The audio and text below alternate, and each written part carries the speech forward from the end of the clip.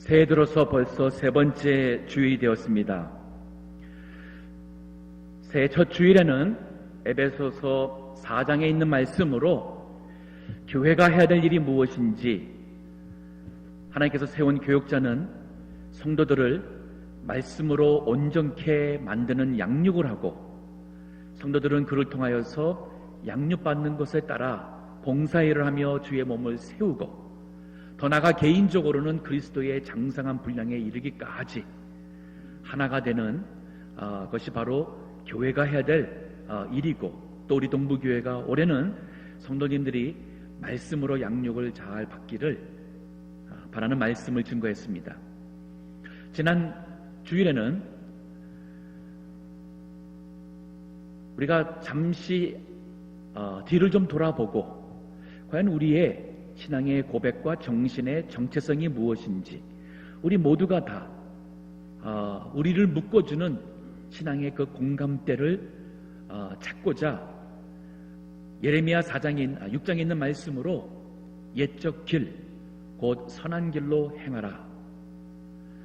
우리의 뿔을 찬다면은 결국은 개혁주의 신앙이라고 할 수가 있는데, 그 개혁주의 신앙이라는 것은 종교개혁 500년 전으로 거슬러 올라가서 종교개혁의 신앙의 정신이고 고백이에 있다 하였습니다.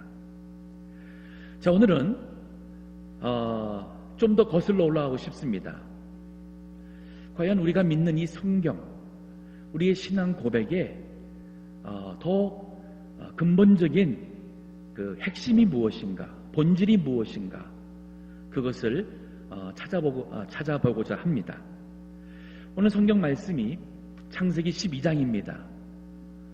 종종 우리가 성경을 둘로 구분할 때에 구약과 신약으로 구분합니다.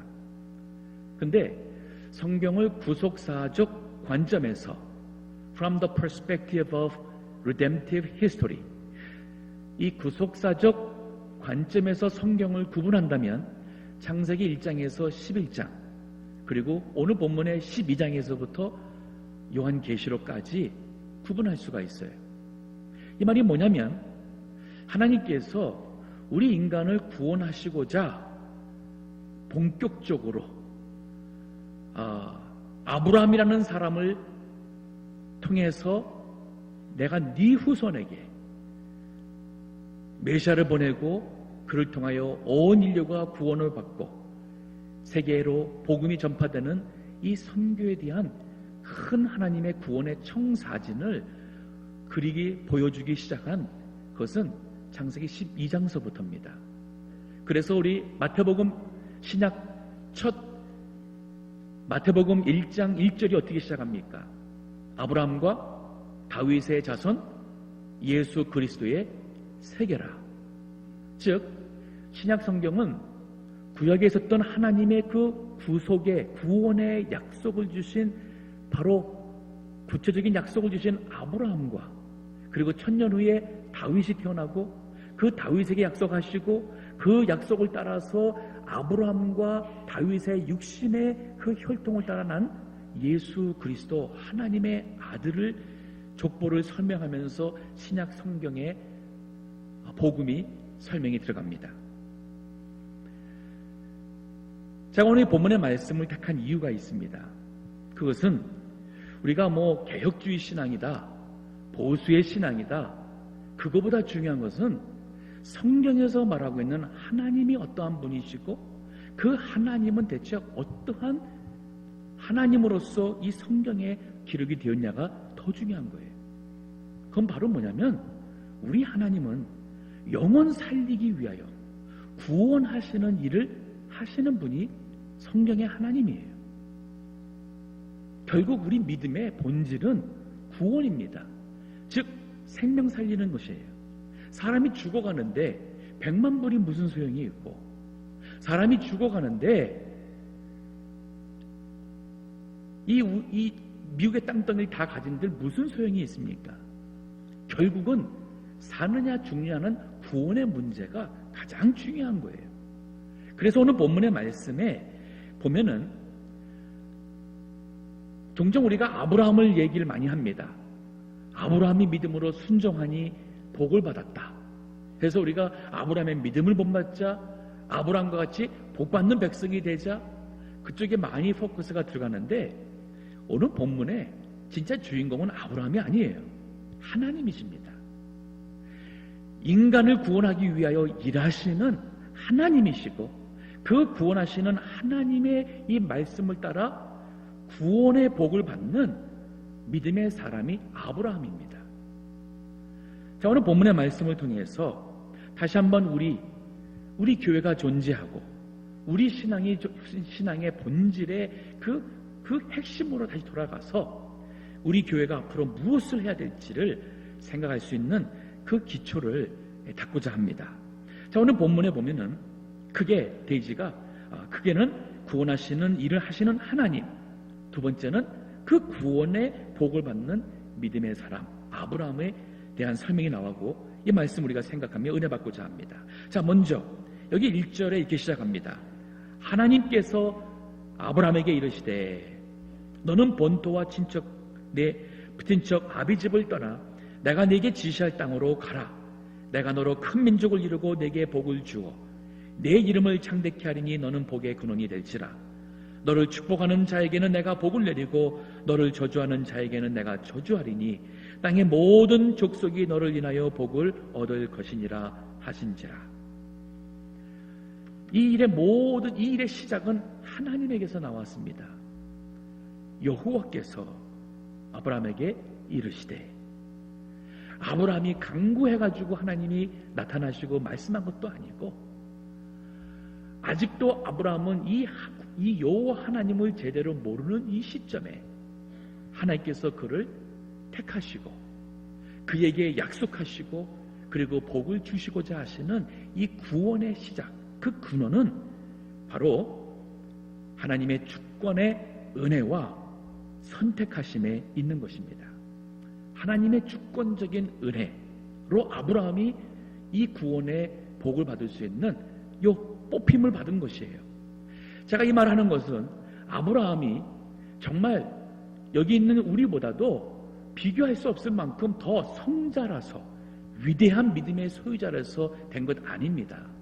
이제 뒤에 가서 보게 되면 아브라함은 2번씩이나 이사 다니면서 자기가 혹시라도 죽을까봐 내 아내라 하지 말고 누이라 해가지고 그 사례가 그만 애굽의 왕한테 아내로 갈 뻔하고 또 아비멜렉이라는 블레셋 왕한테 갈 뻔하는 위기를 막지 않는 만큼 아브라함은 여기 계신 우리 상당히 많은 우리 남자분들보다 좋지 못한 남편이었습니다. 자기 목숨을 위해서는 자기 아내를 이렇게 참 팔려가는 것에 대해서도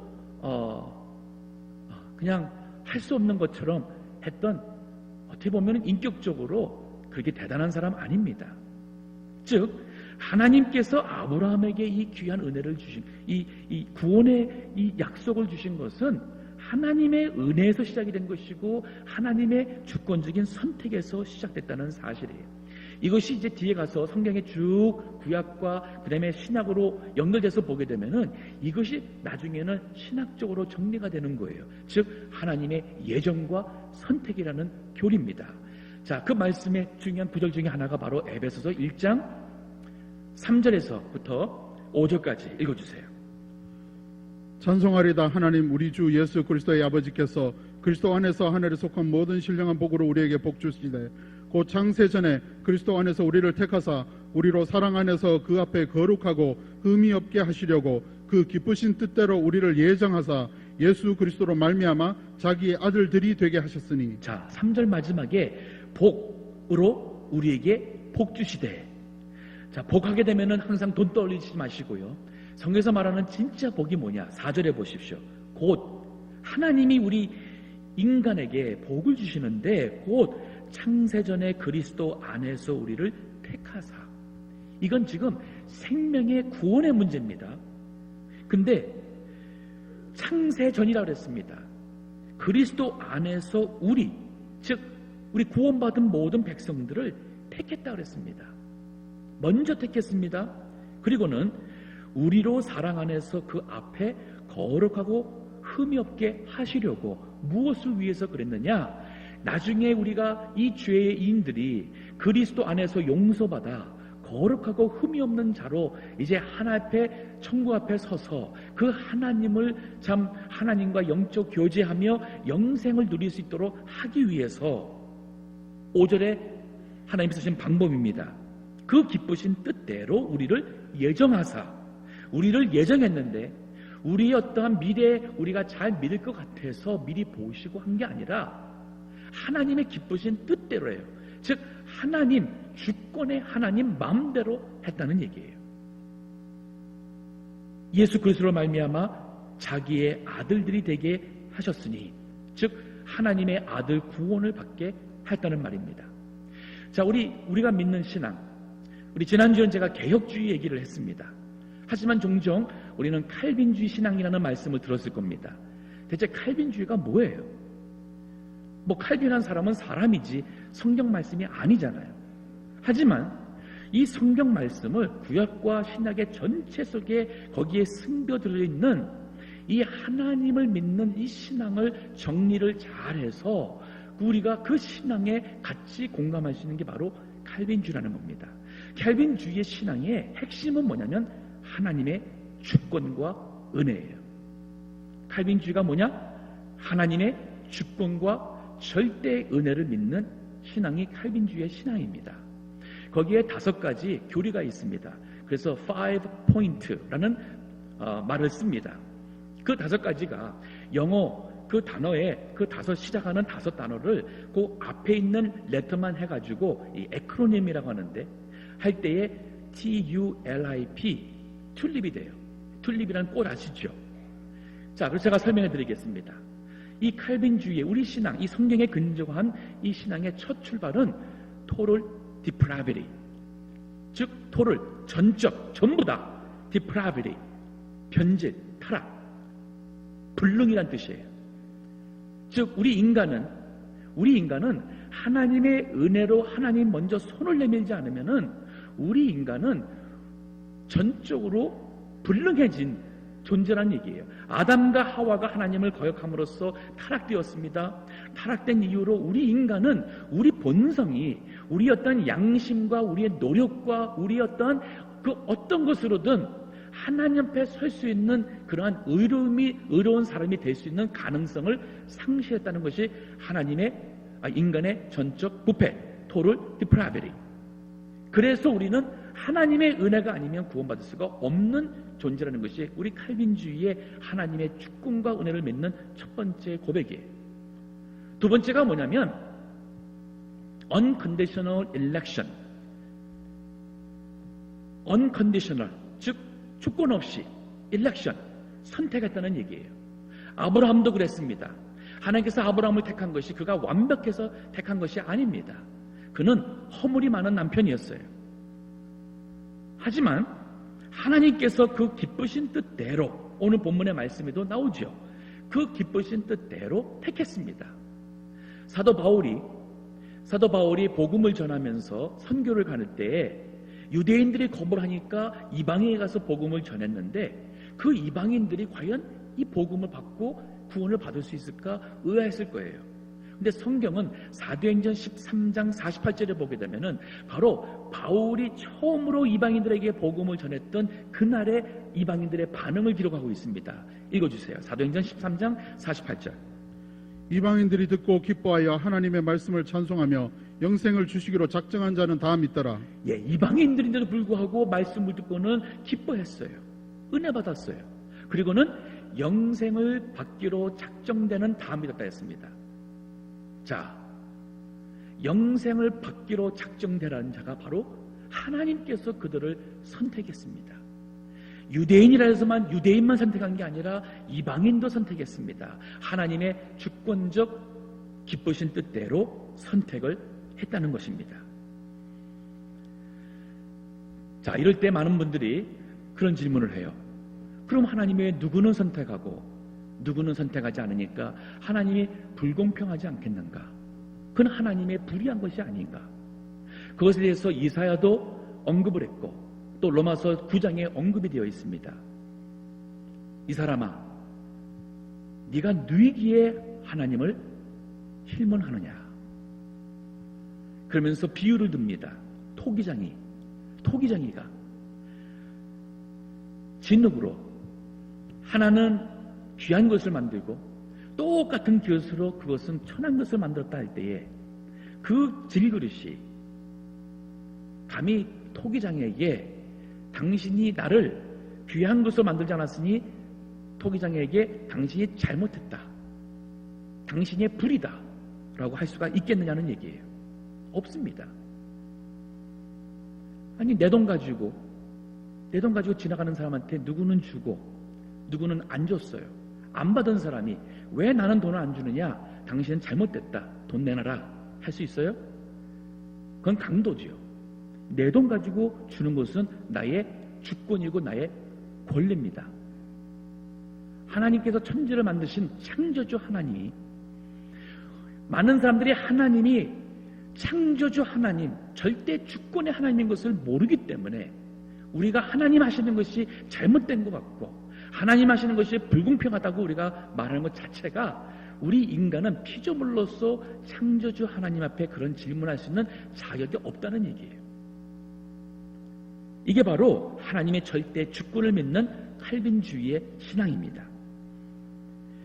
L입니다. T-U-L. 그 L은 Limited Atonement. 하나님께서 Limited, 제한적, Atonement, 구속이에요. 대속. 즉 죄를 속하는 것입니다. 우리 예수님께서 십자가에서 피를 흘리셨습니다. 그 피 한 방울 한 방울 모든 것이 다 헛되이 없어지지 아니하고 하나님의 택한 백성을 위하여서 그 구원하는 데에 효력이 있다는 말씀입니다. 이 말씀 속에서는 그 예수 그리스도의 십자가의 피는, 그 피의 보혈의 능력은 인류에 있는 모든 사람을 다 구원하고도 남을 수 있는 능력이 있지만은, 그러나 그 피가 효과적으로 effectively 그 효과적으로 구원한 것은 요 제한된 구원받은 택함 받은 그 사람을 위해서 피를 흘리셨다는 거예요. 즉 예수님의 피가 능력이 부족해서 모든 사람을 위해서 다 흘렸는데 인간이 안 믿어가지고 제발 믿어다오, 내가 너를 위해서 피를 흘렸는데 제발 믿어다오, 내 피의 능력이 헛되이 참 없어지는구나, 이게 아니라는 거예요. 우리 예수 그리스도의 하나님의 하시는 일은 인간의 선택에 의해서, 인간의 존재에 의해서 구원이 변화되는 것이 아닙니다. 그 다음에 I입니다. I는 irresistible grace.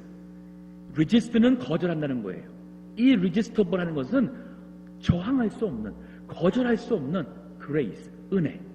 즉 우리가 받은 은혜는 내가 받을 수 있으면, 요구할 수 있으면 내가 받을 수 있고, 내가 받기 싫으면 거절할 수 있는 그것이 아니에요.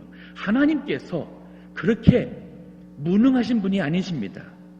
절대 주권의 하나님은 그 은혜로 구원하고자 하실 때 어떠한 악한 인간도 하나님의 은혜를 거절할 수가 없습니다. 사도 바울을 보세요. 그렇게 악하고 완악하고 사나운 사람도 은혜가 임하니까 그가 회개하고 오히려 하나님 위하여 목숨을 내놓는 그러한 사람이 됩니다. 우리가 기도하는 이유가 바로 그거예요. 사람으로서는 안 될 것 같지만은 하나님께서 우리의 기도에 응답하여서 은혜를 베풀고자 하실진데 감히 하나님 앞에서 맞설 수 있는 사람은 아무도 없다는 것이 바로 우리 칼빈주의의 네 번째 고백입니다. 여전히 이것 또한 하나님의 은혜, 주권, 능력을 믿는 것입니다. 여기서 나오는 것이 바로 우리 비유를 듭니다. 우리 이 칼빈주의와 반대가 되는 대조가 되는 또 신학 체제가 있습니다. 그게 바로 알미니안주의라는 겁니다. 알미니어스라는 신학자와 칼빈이라는 신학자가 아주 이 논쟁을 많이 하게 됐는데, 그 결국은 이 칼빈주의의 신앙 사상을 우리가 고백하며 따르는 것이 바로 우리 개혁주의 장로교가 대표적인 것이고, 이 알미니어스의 신학자의 그 가르침과 그 주장을 따라가면서 교단이 이루어진 게 바로 감리교입니다. 성결교입니다. 요즘 미국으로 얘기한다면은 미국에 있는 미국 침례교회입니다. 즉 아메리칸 바프티스트라는 것이 있습니다. 또 펜테코스터 오순절 교회입니다. 이것이 바로 미국의 대표적인 나사렛 교회, 이것이 바로 알미니안주의를 믿습니다. 그럼 알미니안주의의 핵심 포인트는 하나님의 주권과 은혜를 믿는 우리, 거기에서 시작하는 구원론을 믿는 우리 칼빈주의와 반대로 알미니안주의의 결국은 마지막 최종 이 일의 결정은 인간의 자유 의지에 있다는 것이 바로 알미니안주의예요. 그러니까 우리 인간이 회개하고 우리가 믿으면 구원을 받을 수 있다는 거기에 있는 것입니다. 그래서 이것이 어떠한 차이가 나게 되면은 다섯 번째 칼빈의 이 다섯 번째 포인트는 perseverance of the saints예요. 즉 perseverance, 즉 이것이 견인, 계속 이어져가는 of saints. 이거는 뭐냐면은 우리 성도의 구원의 확신의 문제입니다. 우리 칼빈주의에서는 구원의 확신이 있습니다. 하지만 우리 알미니안주의에서는 죽을 때까지 천국에 가봐야지 않은 것이 이 알미니안주의예요.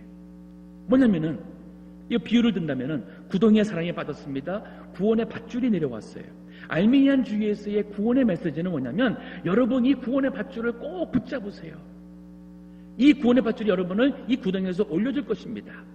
해서 이 구원의 밧줄을 끝까지 죽을 때까지 요 끝에 올라올 때까지 바로 천국 가는 날까지 붙잡고 있으면은 구원을 받는 게 바로 이 인간의 자유의지에 초점을 두고 구원의 메시지를 주는 것이에요. 하지만 칼빈주의에서는 이 구원의 밧줄이 내려와서는 무저항적, 불가항적 은혜가 우리를 둘러쌌어요. 강팍한 마음을 성령께서 깨트리십니다.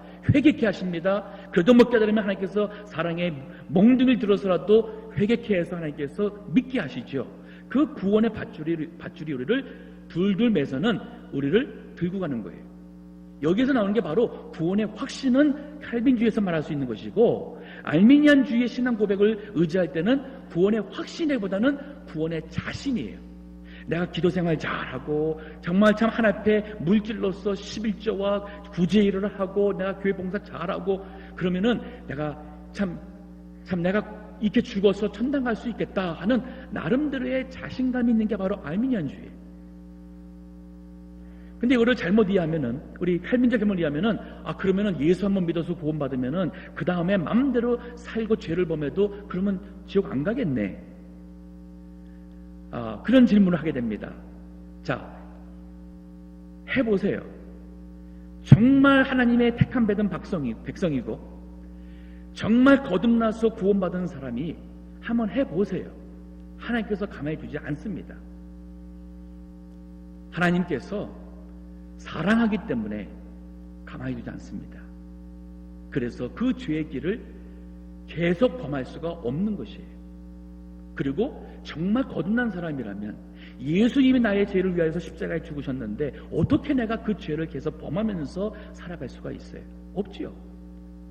그렇기 때문에 죄를 떠나게 되고 믿음 생활을 열심히 정말 거룩하게 그리스도를 닮아가는 신앙생활을 하게 되는 것입니다. 자, 이 바로 캘빈의 이 다섯 가지의 이 교리적 정리해준 이 우리 신앙 고백이 바로 우리 웨스트민스터 신앙 고백의 기초가 되기도 하고, 또 이 신앙이 바로 우리 개혁주의의 신앙의 고백 그 기초가 되기도 합니다. 이 고백을 할 때에 우리가 가질 수 있는 신앙은 뭐냐면, 왜 하나님이 나를 사랑해 주시는지. 아까 우리 310장 불렀죠. 하나님의 은혜로 이 쓸데없는 자 왜 구원하여 주는지 나는 알 수 없도다. 이 신앙 고백이에요. 나를 하나님께서 바로 이 세상에 태어나기 전에 이미 창세전에 하나님께서 나를 아셨고 하나님의 그 기쁘신 뜻대로 나를 하나님의 자녀 삼아 하나님의 때에 은혜를 베푸셔서 구원하여 주시고 하나님의 자녀와 천국 백성의 영생을 주신 우리의 신앙의 본질이 다 하나님 중심으로 가 있는 것이 바로 칼빈주의의 신앙이에요. 제가 그래서 강단에서 여러 번 얘기했잖아요. 우리의 신앙은 하나님 중심이 돼야지, 우리 동부교회는 하나님 중심이 돼야지 사람 중심으로 될 수가 없다고 그랬습니다. 사람을 기쁘기 위해서 교회가 있는 것이 아니라 하나님을 기쁘기 위해서 있다고 그랬습니다. 그 때문에 우리가 보수의 신앙을 지키고 보수의 신앙에 우리가 신앙을 이거를 귀하게 여기는 것은 세대가 바뀌어서 젊은 애들이 좋아하는 찬송이 있다고 그래서 젊은 애들이 또 문화가 바뀌었다고 그래서 교회가 자꾸 세상 문화를 따라가는 것은 얼마 하다 보게 되면은 하나님을 위하는 교회가 아니라 결국은 사람을 위하는 교회로 예배가 바뀌고 목회가 바뀌고 교회에 헌금이 써지게 될 수밖에 없는 것이에요. 때문에 이 칼빈주의 사상이 중요한 것입니다. 우리의 신앙과 교회의 본질이 바로 여호와 하나님의 주권이고 또 그 하나님의 은혜를 믿는 신앙이기 때문에 그렇습니다. 자, 이 신앙 가지고 살면은 우리가 죽는 지경까지 가도 내가 살고 죽는 게 하나님의 주권에 있다. 칼이 들어와서 나를 죽이려고 한다 하더라도 하나님께서 허락하지 않으면 당신 나는 못 죽인다. 이 고백이 나올 수가 있어요. 예수님도 그랬잖아요. 염려하지 마라. 참새 2마리가 떨어져서 한 아싸르냐 이 페니 하나에 팔리는 그러한 흔한 참사라 할지라도 아버지께서 허락하지 않으면 땅에 안 떠진다 그랬어요. 이게 바로 우리 칼빈주의의 신앙 고백, 우리 하나님의 주권을 믿는 신앙입니다. 자, 이 신앙, 이 근거에서 하나님께서 아브라함을 구원하시는 것이에요. 주권적 은혜와 선택을 해서 하나님 1절에 여호와께서 아브라함에게 이르시되, 하나님이 먼저 말씀하셨고 그 구원의 길에 말씀을 주시고 아브라함은 그 말씀대로 순종함으로써 그 구원의 은혜를 누리게 되는 것입니다. 자, 그런가 하면 그 방법이 구원의 언약과 하나님의 신실하심입니다. 그 2절과 3절에 하나님께서 그 구원을 얻을 수 있도록 1절서부터 보면은 얻을 수 있도록 떠나라고 그랬어요. 지금 떠나는 것은 뭐냐면 아브라함이 있는 상황은 우상을 섬기는 아버지 데라가 거기서 우상을 섬겼습니다. 그 가운데서는 참된 하나님 여호와를 알 수가 없고 구원의 은혜를 얻을 수가 없기 때문에 하나님께서 떠나라고 그랬어요. 그래서 본토 친척 아비 집을 떠나라. 아브라함은 갈 바를 알지 모르고 갔다 그랬습니다. 시간이 좀 흘러서 제가 이 구원의 복을 받는 이 믿음의 사람 아브라함에서 얘기를 좀 하고 싶습니다. 즉 아브라함이 구원을 받기 위해서 믿음으로 온전히 순종을 했는데 히브리서 11장 8절에 보게 되면 자기가 어디로 갈지 하나님이 구체적으로 알려주고 그럴 때 내가 얼만큼 복을 주고 그럴 때 내가 어떻게 해서 아브라함이 계산을 해보니까 여기 머무는 것보다는 가는 게 더 낫겠구나 해서 간 게 아니라는 거예요. 갈 바를 알지 못하고 단지 하나님이 지금 있는 곳에서는 하나님을 온전히 예배할 수가 없으니 떠나라는 그 말씀대로 믿음으로 떠난 것뿐입니다. 히브리서 11장 8절 읽어보세요. 믿음으로 아브라함은 부르심을 받았을 때에 순종하여 장래 기업으로 받을 땅에 나갈새 갈 바를 알지 못하고 나갔으며 갈 바를 알지 못하고 나갔으며 이 구원의 복을 받을 수 있는 참 믿음, 그게 뭐냐면 항상 앞으로 나한테 내가 교회 나와서 내가 신앙생활하면서 진짜 나한테 뭐가 오게 되는 거야? 예수 믿으면은 천당 간다더라. 천당에 가면은 뭐 각종 뭐 보석으로 뭐 참 좋대더라. 그러면은 믿자야 본전인데 천국 가야겠네. 또 예수 믿으면은 복 받는다고 하더라. 기도만 하면은 응답해줘가지고 뭐 장사도 잘 될 것이고 병도 뭐 하나님이 다 고쳐준다 하는데 예수 믿으세요. 그러면 예수 믿어서 뭐 나쁠 게 없겠네. 뭐 성경 말씀으로 교육하면 아이들이 참 바르게 자라서 애들 교육, 신앙 교육에 좋대네. 교회나 가볼까? 자, 이거 보세요. 이 모든 게 다 어떤 미래에 뭔가 나한테 뭐가 득이 있을까 한 데 있어요. 근데 이거 잘못되지는 아예 잘못된 것은 아닙니다. 근데 문제가 뭐냐면 떠날 것이 있는데 안 떠나면서 이것만 가지려고 하는 것은 내가 지금까지 잘못 살아온 잘못 살아온 인생을 계속 유지하면서 여전히 돈 좋아합니다. 여전히 이기적입니다. 여전히 세상에 소망이 있습니다. 성공의 꿈이 있습니다. 이것이 다 있으면서 그래서 하나님께 뭔가를 구하려고 하면서 신앙생활을 한다면 진정 하나님이 아브라함에게 요구했던 그러한 믿음이 아니라는 거예요. 이거 회개할 거예요. 즉 아브라함이 이 믿음의 이 하나님의 구원의 그 복을 받을 수 있는 그 믿음은 그 출발이 뭐냐면 떠나는 것이었어요. 본토라는 것은 뭐냐면 그가 자란 그 이방의 환경이었습니다. 거기에 얼마나 세상적인 습관이 많이 있겠습니까? 저희 교회에서 제가 지난주에 우리 제사하지 말라 그랬습니다. 그게 바로 이방의 습관이에요. 우리가 예수님 모를 때에 세상적으로 잘못된 습관이나 문화나 그게 많은 것이 그게 바로 본토예요. 친척이 무엇입니까? 커넥션이잖아요. 친구예요. 내가 비록 신앙은 달라도 만나면은 뭐 좀 한잔 할 수 있고 뭐 같이 참 라스베가스 갈 수 있고 뭐 그래서 좀 마음이 좀 꽉꽉할 때 할 수 있는 그런 친구들은 신앙에 도움이 안 되는 친구들이에요. 주말이면은 전화 와서 골프 치러 가자 할 때에 그런 친구들, 좋은 친구라 할지라도 신앙에 도움이 안 되는 친구들이에요. 그런 친구들을 계속 유지하고 있으니까 10년, 20년, 30년 믿어도 여전히 신앙생활은 세상적이면서도 그러면서 교회는 나오니까 뭐예요? 믿는 사람 같은 아브라함 같은 신앙이 안 되는 겁니다. 떠나는 게 중요해요. 이 진짜 신앙의 출발점은 떠나는 게 있어야 돼요. 본토 떠납니다. 친척 떠납니다. 아버지 집에 있으면 아버지 돌아가시면은 그 집과 땅과 모든 재산 다 내 거예요. 든든합니다. 아버지가 보호가 되어 주십니다. 근데 정말 나를 보호하실 분을 여호와 하나님으로 믿고 하나님만 의지하고 그걸 떠나라는 거예요. 아브라함 나이가 적지 않았습니다. 처음에 그 사도행전 7장에 보게 되면은 처음에 이 갈대와 우르라는 것은 지금의 그 유브라데 강, 티그리스 강이 만나는 메소포타미아 문명 지역이었어요. 아브라함과 그 가족이 그 시대적으로는 문명적인 사람이었었어요. 근데 하나님께서 거기를 떠나서 가라 할 때에 하란까지 왔습니다. 하란은 지금의 터키입니다. 그까지 왔는데 오늘 본문에 두 번째 하나님께서 그 하란을 떠나서 거기에 아버지 데라가 죽고 거길 떠나서 가라 할 때에 가나안까지 온 거예요.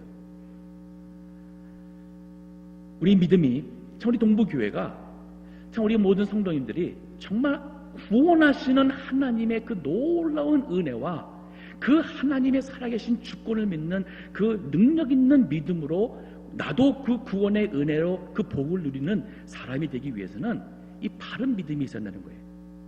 바른 믿음의 출발은 여호와 하나님 말씀을 의지하고 그 하나님의 약속을 그 언약을 믿고 나가는 데 있어서 이젠 떠날 것이 있어야 돼요. 버릴 것이 있어야 돼요. 세상 사람들과 같은 모습 버려야 돼요. 혹시라도 누가 볼까봐 하는 것이 있다면은 그거 그만둬야 돼요. 이 모든 것이 이것을 떠나지 못하기 때문에 우리의 믿음이 자라지 못합니다. 자, 떠났습니다. 오늘 본문의 말씀 보세요. 4절 보니까 이 아브라함이 여호와의 말씀을 좇아갔고 그랬어요. 그렇죠. 이건 믿음으로 간 거예요. 그런데 보니까 롯도 그와 함께 갔으며 라는 말이 있어요. 그 조카 롯은 아브라함과 함께 갔다는 표현을 썼어요.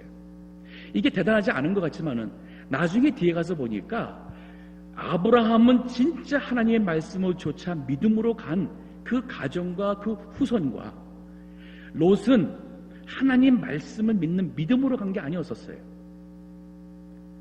자기 삼촌이 자기의 어떤 아버지와 같고 든든하니까 그래서 아브라함과 함께 아브라함을 따라간 거예요. 자, 롯의 후손이 나중에 어떻게 됩니까? 그 가족이 어떻게 돼요? 소돔 고모라 돈 따라서 참 살기 좋은 소돔 고모라 갔다가 그 죄악시당 하나님께서 심판할 때 겨우 참 목숨만 건졌는데 그 다음에 어떻게 됩니까? 딸 둘이 아버지와 함께 동침해가지고 낳은 두 아들이 결국은 암몬 자손과 모압 자손의 조상이 돼버리고 그 암몬 자손과 모압 자손은 결국 하나님의 백성 이스라엘과 늘 대적하는 하나님의 하다가 역사 속에 사라진 그러한 이방 나라가 돼버렸습니다. 그 출발이 다르잖아요. 여호와 하나님의 말씀을 따라간 아브라함 것처럼 우리도 떠날 것을 떠나고 정말 하나님의 약속의 말씀을 붙잡고 쫓아가는 사람이 돼야 되는 거예요. 자, 그 나이가 75라 그랬습니다. 5절 보세요. 아브라함이 그 아내 사레와 조카 롯과 하란에서 모은 모든 소유와 얻은 사람들을 이끌고 가나안 땅으로 가려고 떠나서 마침내 가나안 땅에 들어갔더라. 아브라함이 그 땅을 통과하여 세겜 땅 모래 상수나무에 이르니 그때에 가나안 사람이 그 땅에 거하였더라. 여호와께서 아브라함에게 나타나 가라사대. 자, 오늘 본문에 두 번째 나타났어요. 처음에는 가라 했는데 아브라함이 정말 그 가라는 말씀 하나 가지고 믿음으로 갔어요. 가서 왔는데 지금 가나안 땅에 왔고 지금의 이스라엘 땅입니다. 근데 하나님께서 여기 7절에 뭐라 말씀하시냐면 가라사대 내가 이 땅을 바로 가나안 이스라엘 이 땅을 네 자손에게 주리라 하신지라. 자, 이 말씀대로 정말 그 땅에 2000년이 지나서 거기가 바로 유대인들 따는 상이 땅이 됐고 예수님께서도 바로 그 땅에서 태어나셨고 지금 아브라함부터 지금까지는 4000이라는 세월이 지나왔어요. 4000년 전 사람이 아브라함입니다. 근데 지금 그 땅에 누가 살고 있어요? 이스라엘 백성 살고 있잖아요. 성경을 제대로 알면은 세계 역사와 일어나는 모든 일들이 너무 놀랍습니다. 너무 놀라워요. 이스라엘이 역사 속에서 항상 그 땅에 머물렀던 것도 아니었습니다. 바벨론에게 포로당해서 예수님 오시기 600년 전에 바벨론에게 멸망당하고 그다음에 포로돼가지고 다 흩어져 버렸어요. 거기 남은 사람들은 그야말로 참 별 볼 일 없는 사람들만 남은 거예요. 다 죽이고 다 포로로 가서 거기에 남은 사람들 겨우 그저 그냥 거기서 형편없이 살던 사람들 바벨론이 멸망하고 페르시아 시대가 시작이 되고 페르시아가 무너지고 헬라가 오고 헬라가 무너지고 로마가 오고 할 때까지 이스라엘 백성들은 여전히 주권적인 나라를 이루지 못했어요. 2차 세계대전이 끝나고 그리고 나서 불과 지금부터 60년 70년 전에 이스라엘이 다시 그 땅에 독립을 해서 이스라엘이라는 나라를 선포했어요. 너무 놀랍지 않습니까? 이 역사 속에 놀라운 것은 바로 하나님이 살아계시다는 거예요. 하나님은 모든 역사의 주인 되시다는 것이고 그 주인 되시는 주권의 하나님을 믿는 신앙 고백이 바로 우리의 신앙 고백이요 이것이 바로 우리에게 구원을 주시는 하나님의 능력과 약속이 됩니다. 자, 좀 더 보니까 5절에 아브라함이 자기에게 나타나신 여호와를 위하여 그곳에 단을 쌓았다 그랬어요. 바로 이 땅 준다니까 아브라함이 거기서 바로 뭐 했냐면은 여호와 앞에 요거는 제단을 쌓고 하나님께 예배 드린 겁니다. 제사 드린 거예요. 하나님 앞에 제사를 드렸어요. 예배를 드렸어요. 즉 그 하나님을 나의 하나님으로 다시 한번 고백하며 그 하나님을 의지하며 그 땅에 정착하려고 한 겁니다. 근데 6절에 보니까 거기서 베델 동편 산으로 옮겨 장막을 치니 선은 베델이요 동은 아이라. 그가 곳에서 여호와를 위하여 단을 쌓고 여호와 이름을 부르더니 점점 남방으로 옮겨갔더라. 정착을 못해요. 지금 하나님 말씀 가지고 왔는데 이방 땅이잖아요. 거기서 천막을 쳤는데 어떤 주인이 나타나서 그거 내 땅이니까 저기 가라. 아마 아브라함이 그러한 서러움을 겪었을 겁니다. 이렇게 이민자로서 가나안에 와서 서러움 겪지만은 그는 그곳에서 여호와 하나님을 붙잡고 하나님을 의지하며 살아가기 때문에 가라 그러면 밀려가고 그 다음에 또 비가 안 오니까 비가 오는 것이 익숙해서 남쪽으로 내려가고 이렇게 방랑 생활을 할지언정 아브라함은 가는 곳마다 거기서 단을 쌓았습니다. 이것이 바로 참된 믿음이라는 거예요. 내가 정말 예수 그리스도를 믿음으로 여호와 하나님께 예배하는 이제는 내가 하나님의 자녀가 되었다 한다면 이제는 천국 가는 그날까지 내가 어딜 가든 무엇을 하든 내가 오직 예수 그리스도로 하나님을 예배하는 자가 되는 것이 하나님과의 관계가 바로 참된 믿음에 나타나는 그 결과고 축복이에요. 집에 가셔서 시편 95편 1절에서 7절까지 말씀을 읽어보세요. 거기에 바로 예배입니다. 오라 우리가 우리 하나님을 예배하자. 즉 이 하나님의 백성으로 구원받아 예배한다는 것은 교회가 존재하는 가장 큰 축복입니다. 이 하나님, 구원하시는 하나님, 그래서 이 하나님을 선교의 하나님이라고 그래요. 선교라는 것은 우리가 하는 게 아닙니다. 하나님이 하시는 것이고 우리는 그 선교하시는 하나님께 쓰임받아서 우리는 그저 순종하는 것뿐이에요. 그렇기 때문에 교회가 선교하는 게 아니라 하나님께서 선교를 위해서 교회를 세우셨고 우리는 그것을 위해서 존재하는 것이요 하나님의 심정을 따라 세상 살아갈 때에 이 세상이 그 모든 족속과 모든 민족이 그 하나님을 알고 그들이 예배하며 하나님께서 온 세상에서 하나님의 이름이 높임받고 영광받는 것, 이것이 바로 성경의 구원 청사진입니다. 이게 바로 우리가 존재하는 근본적인 이유예요. 우리 동부교회 건물 자랑할 거 아닙니다.